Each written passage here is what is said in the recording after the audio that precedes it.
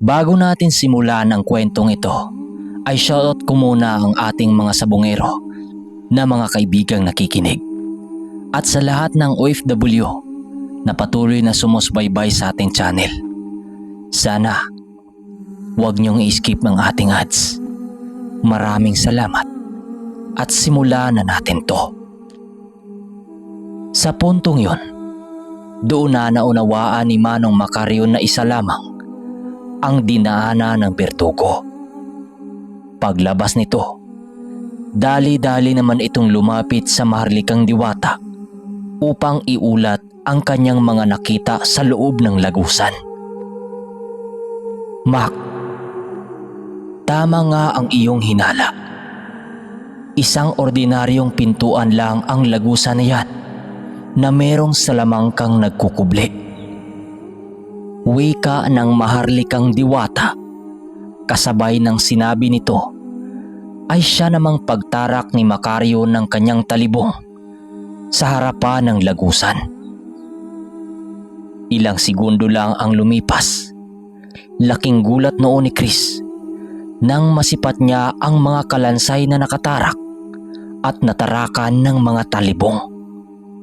Maya-maya pa, bigla namang nasipat nila ang mga demonyo na ikinubli ang daan-daang bangkay ng tao.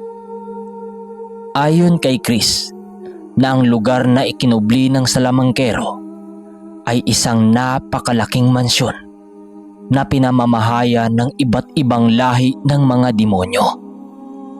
Nagawa itong maikubli sa pisikal na mundo sa pamamagitan ng pagsakripisyo ng hindi mabilang na kaluluwa ng mga tao. Pagpasok nila sa lugar na yon, rinig na rinig nila ang bawat paghinga ng mansyon na para bang meron itong sariling buhay. Kahit gano'n na ang nararamdaman nila sa lugar, ninais na lang nilang alamin ito upang malaman ang bawat sikreto ng mga kalaban. Mac, maging alisto kayo. Meron akong nararamdamang mali sa lugar na ito.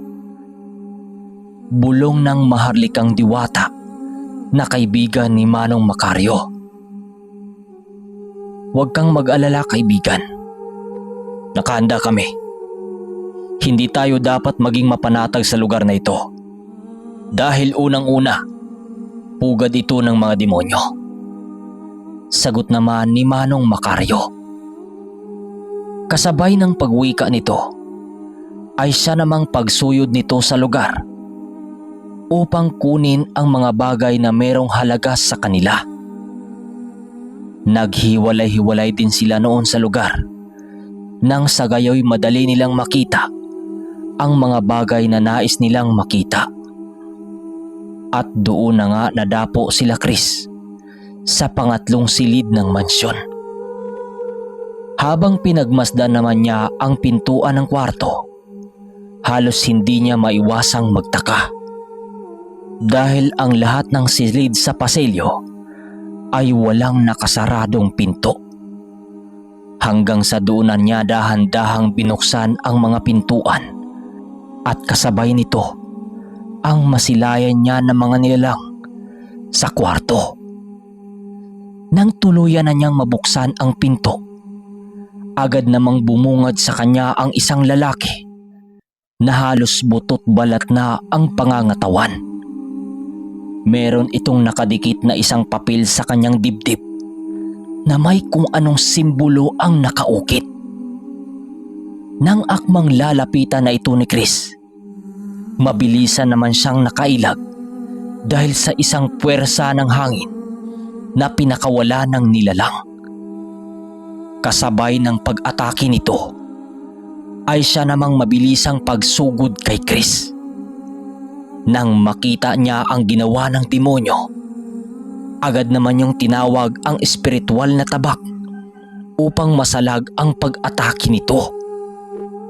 Paglapat ng matatalas na kuko sa tabak ni Chris, agad naman siya nitong linundagan sa ulo na siyang naging sanhi upang madapo ito sa bahaging pinto ng mansyon.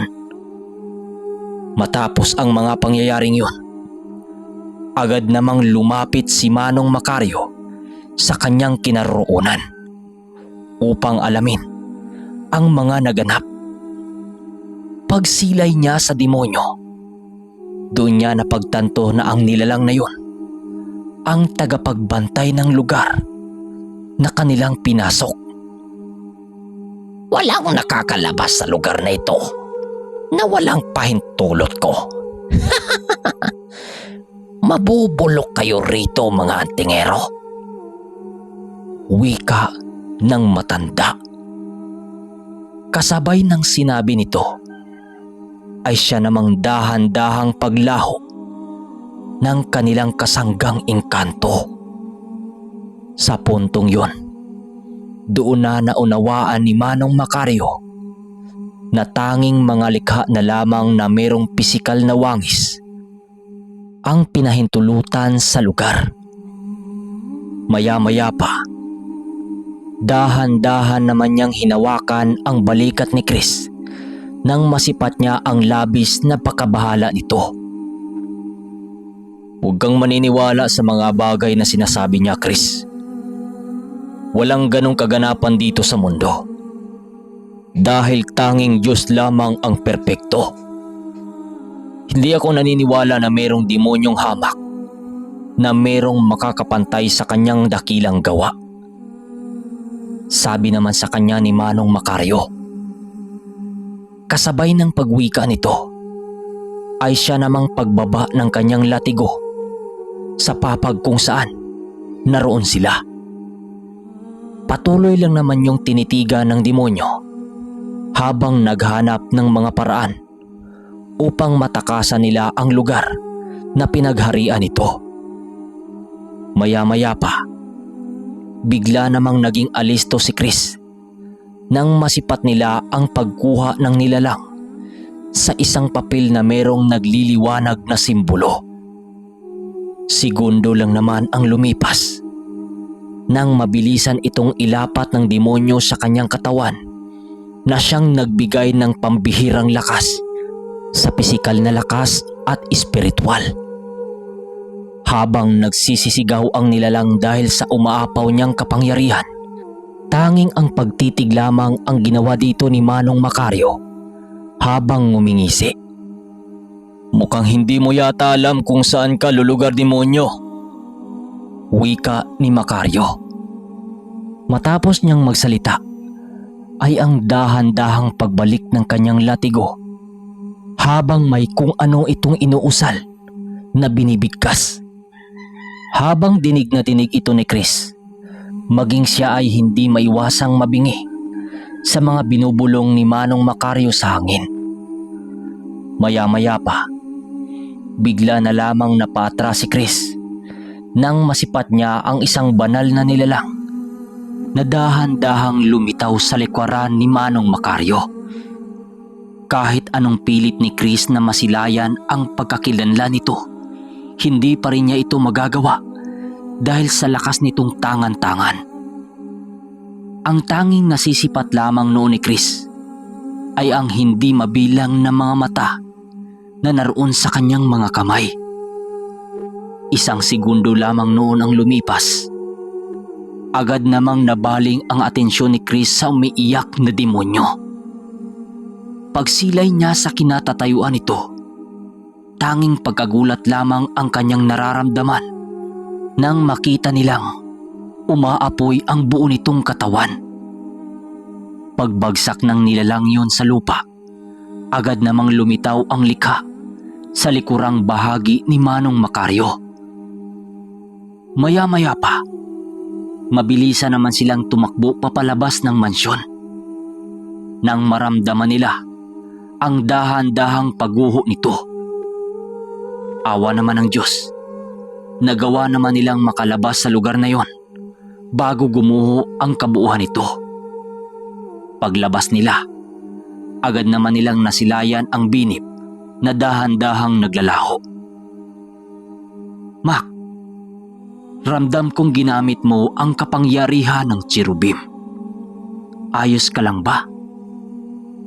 Tanong ng maharlikang diwata. Matapos nitong magtanong, ay siya namang pag-upo ni Manong Macario sa lupa. Habang patuloy na hinahabol ang kanyang hininga. Si Chris naman noon, nanatiling nakatulala dahil hindi niya lubos akalain na totoo at makapaniwala sa mga bagay na kanyang nakita. Manong, ano yun? Gabay ko ang iyong nakita, Chris. Magkaroon ka rin ng ganito.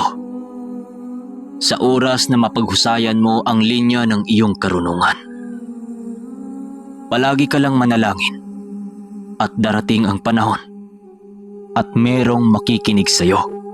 Kasabay ng sinabi nito ay siyang paglahad naman ito ukol sa insaktong uri ng kanyang gabay. Hindi na niya ito nais pang itago kay Chris dahil isa ang binatang yun na magpapatuloy ng susunod na henerasyon. Maya-maya pa, doon nila napagmasdan ang buong paligid. Pagsilay nila sa lugar na kanilang kinaroroonan, napansin naman ni Chris ang ilang mga engkanto na bumabalot sa mga bangkay ng demonyo. Paglalarawan niya sa mga nilalang na yun, meron itong malakawayang mga paa na halos ilang dipa ang haba. Para itong mga aso kung maglakad at nababalot din ng napakakapal na buhok ang kanilang buong katawan. Dahil sa taas ng mga nilalang na yun, halos hindi gaano nasipat ni Chris ang pagkakilanlan ng mga ito.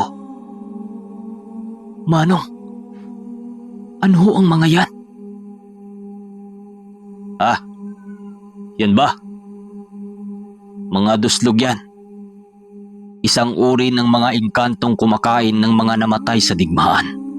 Isa sila sa mahalagang nilalang sa ikatlong mundo. Dahil sila ang nagpapanatili ng kaginhawaan at kaayusan sa lugar.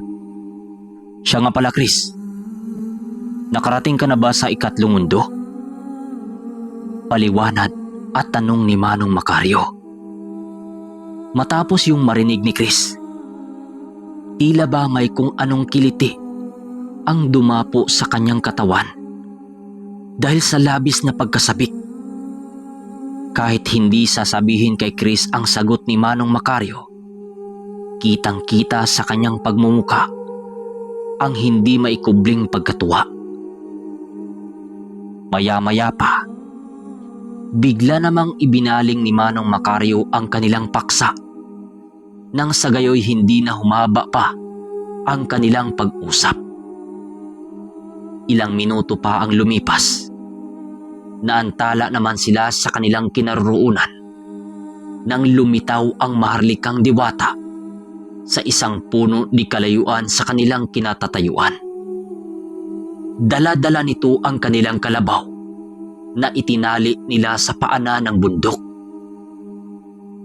Mac, maglakbay na tayo. Meron akong nararamdamang panganib sa lugar na ito. Wika ng maharlikang diwata. Matapos nitong makapagwika, ay siya namang pagsakay nila doon sa kalabaw upang muling simulan ang kanilang paglalakbay. Nang makalayo na sila sa kabundukan ng Bagagining, bigla naman silang naantala sa kanilang paglalakad nang marinig nila ang isang napakalakas na pagdagungdong ng lupa. Sinabayan din ito ng pag-atungal ng kung anong demonyo na nanggagaling sa lugar na kanilang pinuntahan. Matapos ang mga pangyayari, agad naman nilang pinagpatuloy ang kanilang paglalakbay. Mas binilisan nila noon ang kanilang pag-usad nang sa gayoy magawa nilang mapuntahan ang pinagpupugaran ng salamangkero. Isang araw pa ang lumipas.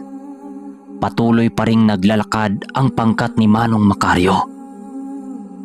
Kahit nakakaramdam na sila ng pagod, hindi pa rin sila sumusuko dahil sa kanilang pagnanais na mapagtagumpayan ang kanilang misyon. Kapag sumasapit noon ang tanghali, iniwan ni Manong Macario si Chris para bumalik sa kanyang kubo. Hanggang sa pagpatuloy ng kanilang paglalakbay, nang madapo sila sa isang lugar na mayroong nagaganap na piyesta. At doon makakahanap sila ng makasubukan at magaganap na sabong sa lugar kung saan mayroong mga salamangkero. At sa pagpapatuloy ng kwento ay ang mangyayari sa baryong kanilang hinintuan. So mga kaermitanyo, hanggang dito na muna ang ating kwento. Maraming salamat sa pakikinig at huwag kalimutang mag-subscribe at i-like ang ating video.